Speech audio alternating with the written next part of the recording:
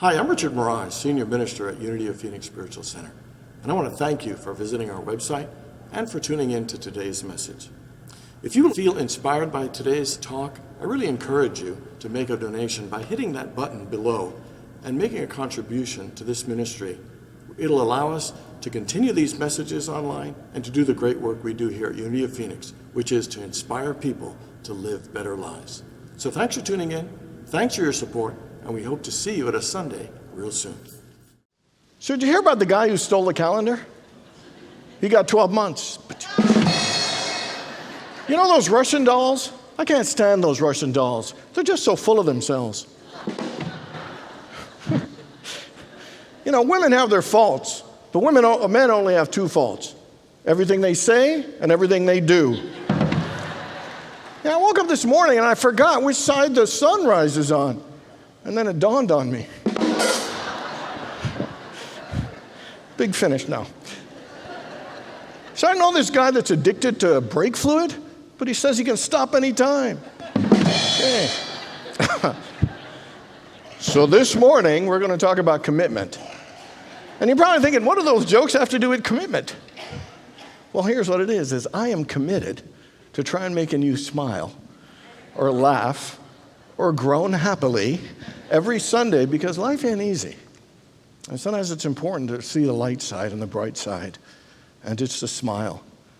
You know, I think it's important through the difficult times to have that balance. And I think it's also good to feel good and smile even when we learn.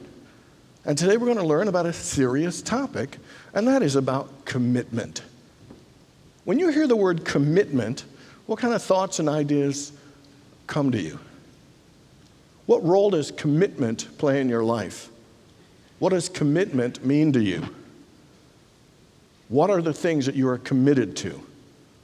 And how committed are you? How many people would agree that being committed to something is a key and vital part of being successful in that area? How many people here have ever overcommitted? And how many people either are or know someone who's afraid of commitment, who's afraid to commit? You know, commitment sounds kind of hard and painful and onerous. You know, it kind of sounds kind of scary. It sounds really difficult, kind of restrictive, very limiting. Sometimes we're afraid to commit because we think we might miss out on some other opportunity or situation. You know, commitment can feel like an obligation, you know, some kind of heavy burden, and it has a negative connotation, commitment. But the truth is, the commitment is a practice that has a tremendous amount of power and blessings and benefits to us. You know, you all know that scripture that says, it's in the book of Matthew chapter 7, verse 13 and 14, and it says, narrow is the gate, for wide is the gate, and broad is the road that leads to destruction, but narrow is the gate, and difficult is the road that leads to life. And sometimes we think commitment and discipline and those things are restrictive on us. But the truth is when we are committed to something now, when we are disciplined now on that narrow, guess what? It leads to a greater and fuller life. Zig Ziglar always used to say, if you're committed and disciplined to something now, it'll give you more options and more freedom in the future. Commitment is needed for a great relationship. Commitment is needed to be successful in business. Commitment is needed to stay healthy. Commitment is needed for success in being great at anything in your life. And my question is, how committed are you? And what are you committed to? I read an article about commitment and sobriety, and here's what it says. It says, the commitment to a life of sobriety is liberating. That commitment to sobriety, you know, ends the long drama of repairs and repentance. It opens up options that were foreclosed when we were using, and they are now reopened. That new opportunities become available. That our actions or attitudes undergo a huge transformation because commitment is needed to have a greater and better life and to open ourselves to greater transformation, greater change, and more positive things. You know, even being forgiving and letting go or having a positive attitude requires a commitment to the principles and how we want to show up and live our lives. Everything requires commitment if we want to be successful at it. You know why I think commitment scares us besides hard work and sounding onerous? Because it begs the question of us of, are you all in? How fully present, how fully engaged, how fully invested are you in that particular area? Are you committed? Are you focused? Are you willing to stick to it and to do what's necessary? And is it what you really want? Because then sometimes in life, we are not always participants. Sometimes we'd rather be a spectator. We'd rather live at the surface level or the periphery, kind of dip our toe in the pool of life, but not jump in. And commitment is about saying, I'm fully in, that I want to go deeper. I want to give it my heart. I want to give this my all.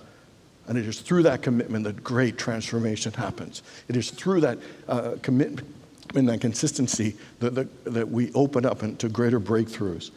You know, William James said that the commitment is important for all those transformations, but he actually called it, he said, that you need to live a life of passionate commitment. So what are you passionately committed to in your life? Because adding that passion to that commitment is a thing that will create amazing changes. You know, the only things we're committed in life to, really, and compassionately, are things that are important to us. They're things that have value, the things that add meaning to our lives, the things that bring out our joy, of things that improve the quality of our lives, that help us have positive experiences or have a greater desire or a sense of purpose. You know, commitment is vital in all areas, but I want to talk about commitment in a particular area, and that is, how committed are you to your spiritual life? How committed are you to your spiritual practice? How committed are you to your spiritual community? How committed are you to your spiritual home? How many people believe that a consistent practice of meditation and prayer and your spiritual principles is the key to opening yourself to greater guidance and wisdom and a greater fulfillment of life in all areas? How many believe their spiritual practice? And how many people would say you could probably do a better job in praying more consistently and using your principles more consistently? See, we say we're committed because in our heads we know that that's beneficial to us, but our behavior doesn't always support the consistency and then the commitment of those actual principles. And a sign that we are not as committed to our spiritual life and our practices is when we of these three things are being present. And first one is we use excuses as to why we don't pray every day. Anybody ever say, you know, I was just so busy today. The day went by so fast, or I was so tired, or I just forgot. You know, another one is that we spend a lot of time worrying and having anxiety and focusing on lack, or sometimes regret, or sometimes a fear of the future. And then the third one is we tend to look outside ourselves a lot. One of the things we are trained in our culture is we always look for the quick fix. What's that new book to read that's going to change my life? Who's that new speaker that's coming out that if I just listen, it'll change my life? What's an easy way to make money? What's an easy way, you know, to lose weight? What's an easy way? We're always looking for the easy way and the quick fix. And we don't always turn to the great spiritual resource that we have. Hear these words from the book of Matthew again. It says, the kingdom of heaven is like a treasure hidden in a field, which someone found and hid, and in his joy goes and sells all that he has and buys that field. And again, the kingdom of heaven is like a merchant in search of fine pearls. And on finding one pearl of great price, he went and sold all he had and bought it. Could you imagine finding a treasure so valuable, finding something of such great price and value that you'd sell everything to have it? That you would do whatever it took to make it a priority in your life? Can you imagine what your life would be if you made your spiritual practice your pearl of great price? Would you imagine, how would it change your life if you treasured and felt it was the most important thing in your life to be connected spiritually and to make it a priority in your life? Can you imagine selling everything, your excuses, selling the fear and the worry and the anxiety, selling always looking and searching in all the wrong places for happiness, and just focusing and treasuring your spiritual practice and your spiritual connection. You know, I believe that we are very committed to certain things in our lives. One of the things I think I see people are very committed to is their morning coffee. Seriously. I've heard people say, don't even talk to me unless I have my coffee. I need my coffee before I can start my day. I have to have my coffee. Could you imagine if our spiritual practice we were committed as we are to coffee? We're paying $5-6 at Starbucks every day. We are so committed. We got to have that coffee. Could you imagine if that diligence and that commitment went into our spiritual practice? I won't even start my day without my meditation. Don't even talk to me until I've done my meditation. I mean, we have commitment in our lives. The question is, are we committed to probably the most important and powerful and beneficial thing in our lives? Here's what it says in Scripture. It says, seek ye first his kingdom and his righteousness, and all these things will be added unto you. It's saying that's the priority. Be committed to that. The Lord is my shepherd, I shall not want.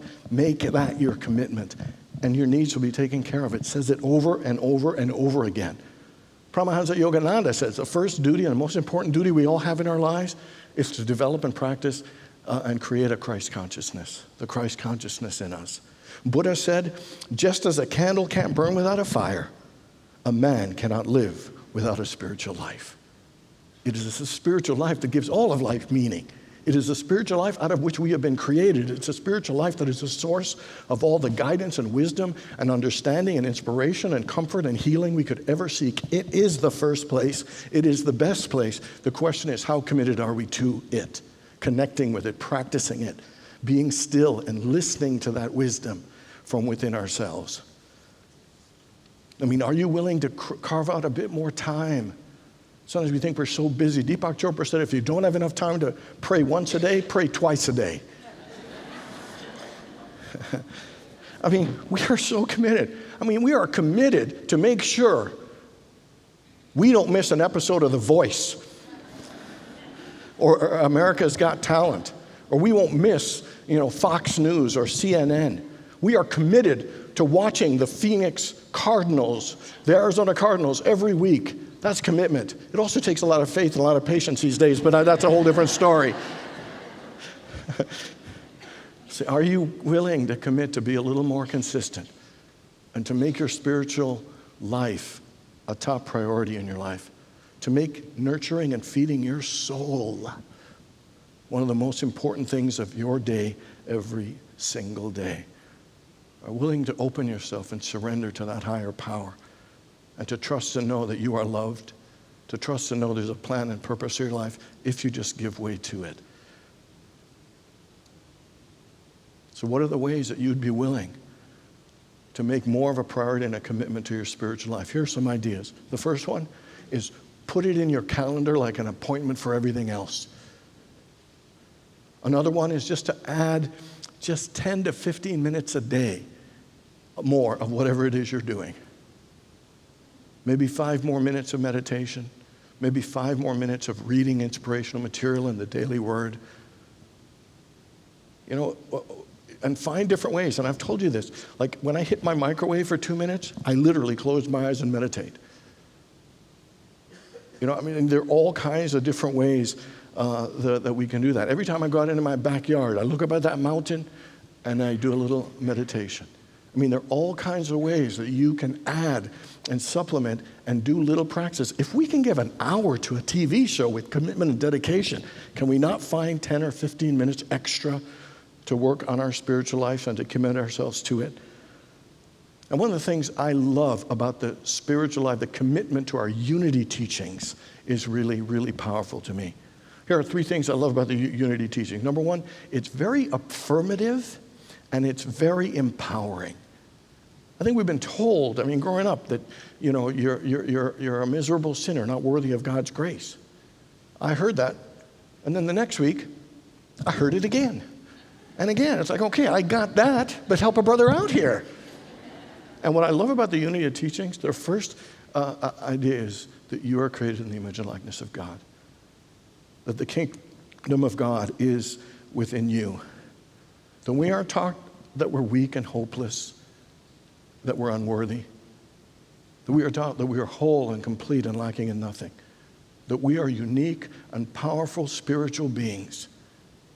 That we can do all things through God who strengthens us. Jesus, I love the words when he said, he who believes in me shall do the works that I do and even greater works than these. And what he is saying is if you believe in the Spirit of God in you, the way I've believed in the Spirit of God in me, through that Spirit, you'll do what I have done and even greater things. That's how powerful you are. That's how powerful we are. And that's a mindset we need to commit to when life isn't going well. We need to remember that truth. I am a powerful spiritual being. Together, I am a powerful spiritual being. I am created in the image and likeness of God. Together, I am created in the image and likeness of God. I can do all things through God who strengthens me. Together, I can do all things through God who strengthens me. And that's a mindset and a principle out of which we need to commit. Even when things aren't going well, that's the truth. You're a powerful spiritual being. Second one is to understand that this universe is governed by spiritual law. That there are spiritual laws that are available, accessible to all of us, and we need to understand and apply those laws. The law of cause and effect, that the thoughts that we hold are reflected and responded back to by the universe. And so we need to be more intentional, more conscious of the things that we say, of the thoughts that we think, of the actions that we engage, because we are creators. And there are laws that are out there, the law of circulation, the law of increase, the law of forgiveness, the law of gratitude. They're spiritual, universal laws. You know, they're not just Christian. They are taught by the master teacher, Jesus, yes, but they're universal and apply to every single one of us. And it's to practice those laws, to study those laws, remember those laws. And the third one is to use it, to put it into practice. We not only have the power, I believe we have the responsibility to live up to a higher standard of quality and excellence and wisdom, to that Christ-like standard. You know, and it's to do that work. God isn't withholding anything from us. It's the Father's good pleasure to give us the kingdom. The question is, are we putting that energy in motion? I believe life is energy, and it gets stuck when we hold on to resentment and bitterness. But we move that energy and increase the flow of that energy by applying these principles, applying these spiritual laws in all areas of our lives. You know, one of my favorite lines, somebody said, you know, I love life, but the only thing I don't like about it is that it's just so daily.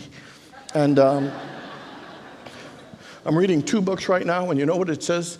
That the thing that creates greatest success, it's an offspring of commitment, and that is commitment leads to consistency. If you want to be great in anything, you have to be consistently good and practice it consistently.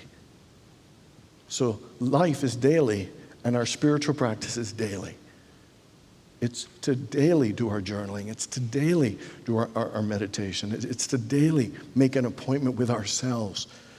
And so the question is, how committed are you to your spiritual life, to your spiritual practice? And for wherever you are right now, what can you do to just kick it up a bit, to make it more of a priority, to make it more of a passion, and make it more of something that you consistently do? And if it's just to add, you know, reading the daily word, or journaling for 5 minutes, or just sit in the silence, you know, for 5 or 10 more minutes. I mean, these things will make a huge impact in your life, because commitment creates change and transformation. And passionate commitment expands to even greater breakthroughs. The next thing I want to talk about is commitment to our spiritual home, to this spiritual community, to our commitment to Unity of Phoenix Spiritual Center. You know, there's an interesting study, there are many studies actually, that show that being a part of a faith community has so many benefits to one's health, so many benefits to so many areas of life. That being part of a faith community gives a sense of belonging. It gives a sense that I have a safe place that I can go to practice and connect with my spiritual life, to nurture my soul. You know, it is to know that there's a place that in my hour of grief and need, there's a place I can go for comfort and support, and to learn how to get through and navigate the difficult times of life. You know, being a part of a faith community actually has health benefits. It strengthens the immune system. It lowers the blood pressure, less depression, less use of alcohol and drugs. And this one actually blew me away. It says, consistently being a part of a faith community adds years to your life. Up to 7 years are added to life by being a part of a community. And you know what? Children who are brought up in a faith community, they say have better attendance at their schools. They tend to do better, less dropout, less delinquency. That there are incredible benefits of being a part of a spiritual community and having a spiritual home. And there's an energy that's created. I like going to the gym, and there are a whole bunch of people at the gym, people I don't even talk to, people I don't even know, but they're all doing their thing, and we're all there together to get a little healthier, to exercise, to work on ourselves. And just being in the presence of that entire place with all those people lifts up my energy. I go there and I feel more athletic and energetic already without doing anything. That doesn't last, and it ain't going to improve things, but the energy and the vibe gets me excited about my own workout. And what I think is that even when the people are there and you're not even connecting with each other, the fact that you're there together raises the vibration of the room and it blesses everyone. And my point is, you may come here and not even talk to anybody, but your presence makes a difference of what we're creating and what we're feeling together. That's how important it is. That just being here, you are blessing and you are being blessed by being a part of this community. Regardless of how involved you are or you aren't, your presence makes a difference. One of the things I always tell people, because in a large place, some people get a little intimidated by it, but one practice I always push, and you've heard it a million times, is I would challenge you to reach out and learn one person's name a week. I think the sweetest sound to anyone's ears is the sound of their own name. And for someone to remember your name gives a tacit feel and understanding that I care about you, that you matter. And to me, that's an important and valuable thing. When I'm at the grocery store and one of the clerks or things remembers, says, "Hi, Richard, good to see you again," it just fills my heart. I work hard and diligently to try and remember people's names because it's a way of saying, I care about you. And could you imagine if every one of us learned one name a week? Could you imagine consistently over 6 months, over a year, the vibration that would affect all of us? Not just the two individuals, but the entire room, the vibe would increase. And to make a connection, we could go even deeper. What about volunteering as a greeter? Could you imagine yourself just saying, "Hey, welcome to Unity. Hey, good to see you. Glad you're here." What a wonderful way to participate and create a connection. And I guarantee you, you'll feel that. I said a couple weeks ago, I read several articles that they say that we're having a loneliness epidemic in this country. And it breaks my heart to hear that we could be in a crowd and feel lonely. And as great as technology is, and I've mentioned this before, that I saw a thing with a family around a table, each of them on their iPhones and their heads down, and the caption was, "Being alone together." And that's sad. This is the safest place you could imagine being. And would you be willing to reach out and extend yourself and just say hello to someone? I'm an introvert. Most people don't think I'm shy, but there's situations that I'm actually really shy in. And so I get how difficult it would be for someone to come into a room this big and just reach out even to the next person and say, "Hi, my name is whatever." But you got to break through that. To make a commitment to expand and stretch yourself. It will bless you, it will bless them, and it will bless our entire community. Psalm 133 says, "How good and pleasant it is for brethren to dwell together in unity." And I love those words. This is our church home. This is our community. And the more we connect with each other, the more we raise the vibration for everyone. Final thing I want to talk about is about your commitment to keeping this ministry healthy, thriving, and alive. Reverend Rogers last week talked about the story of Unity and all that it took for everybody and the faith and the intention and the effort to come to this place.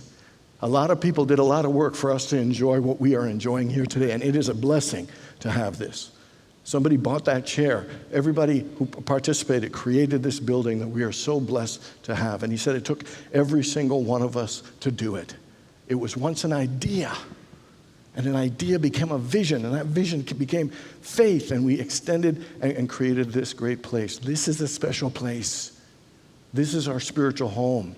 This is a place that makes the difference in the lives of so many people who have been touched, who have been inspired, who have come here at a difficult time, who have been awakened here, who felt like they finally came home to a place they could be safe. How many people would say the Unity teachings in some way, this Phoenix Spiritual Center has blessed you with the teachings in some way over the course of your life? This is something we have created together, and it is our sacred home. And as Richard said, we built it all together, and all together we need to keep maintaining it and blessing it to make sure it's here for another 20 years. This is a special place. Yesterday I did a wedding outside, and it was a beautiful experience and a beautiful day. Two things happened that were very, very meaningful. The first one is I was out by the lawn because it was out on that platform where I do the Easter service, and nobody was ready yet. It was quite a bit of time, and there was a cellist playing some beautiful music, and I looked out of how gorgeous our property is. I felt so proud that it's so sacred, so beautiful, and we created it together. And so many people are enjoying the blessing. If you haven't seen an outdoor wedding here and the outdoor reception, the staff does an amazing job. It's so gorgeous. I felt so proud and happy.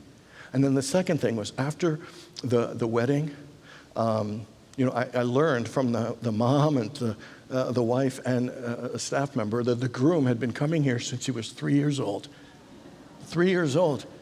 And Robin, our operations person, said that groom was the best groom and the easiest to work out because he only had one request. The only request that he had was that I officiated the wedding. And I was really touched by that. But you know what touched me more in the bigger picture? Was this church has meant so much to him on his whole life. That it's been there for him since in his teen years and in his 20s.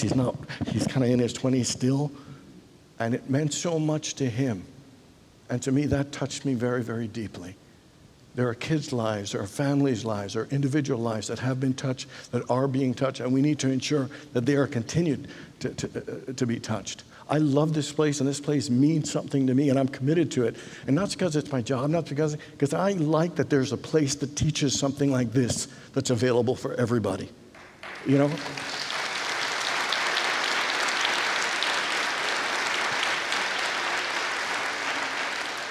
And Reverend Rogers said something great last week. He said that he touched the piano on the wall, and he said, this is the dream. And the thing that keeps the dream alive is us, making sure it's functioning, making sure it's healthy. And he said, don't take for granted this dream. Don't take for granted what we have. We always want to move so far ahead. Don't take for granted for what is and what is here. And he said that he cited that 3 Unity churches that he knows closed this year. And that one of them that used to be a large one had to sell their building and property. And he said, so one of the things is to make sure we don't take this for granted, that we are committed to this to make it healthy, not just for ourselves and now, but to leave a legacy so that in 20 years, other children and other are enjoying it. I want to christen that couple's kid, and then down the road, I want to marry that kid.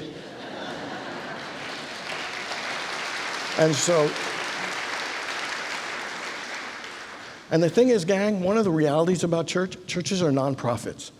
That all the money comes in is what we give. And there are highs and lows and there are fluctuations all the time. And it's just a part of the biz. It's part of the deal. And then you got to share that, and we got to work together. And so July 1 is our fiscal year, and usually at this point, we tend to be in the red by about $50,000 or $60,000. And we look for December, which is a very generous month, culturally. Well, this year we're like 120 in the red. And so I'm doing an ask, and not asked just to help raise that, to get us in the black, although I am. And not just giving because it's a spiritual law, which it is. And not just giving at this time because it's December and a generous month, and it is. And not asking because they're great tax benefits or year-end gifts. I'm not asking. You know what I'm asking? To give because this place means something to you. To give so we can maintain the health of this ministry and to have it being a thriving, healthy ministry for us to enjoy now, but to make sure that other children and other families in the future get to enjoy it the way that we are enjoying it. To me, Unity of Phoenix Spiritual Center is a treasure. It is a pearl of great price. It needs to be a priority and a commitment for all of us, because magic happens here. Great lives are touched here. People are healed and transformed and inspired right here. William James is right. Commitment is the key to breakthroughs and success, and passionate commitment is something that lifts us to a higher vibration. This week, I want you to think about your commitment to your spiritual life and your spiritual journey. And with the consistency and the commitment of having a morning coffee, I want you to add something new and consistent. Put it in your calendar and do what it is to lift your spiritual practice to a higher level. And as a sense of community, reach out and even learn one person's name a week, and you will help raise the vibration, the feeling connection here. And third is a commitment to keep our ministry financially stable and strong so that it is here now and functioning well, but it will have a legacy that will continue to live on for many, many more years. How committed are you to your spiritual life? How committed are you to unity? God bless you all.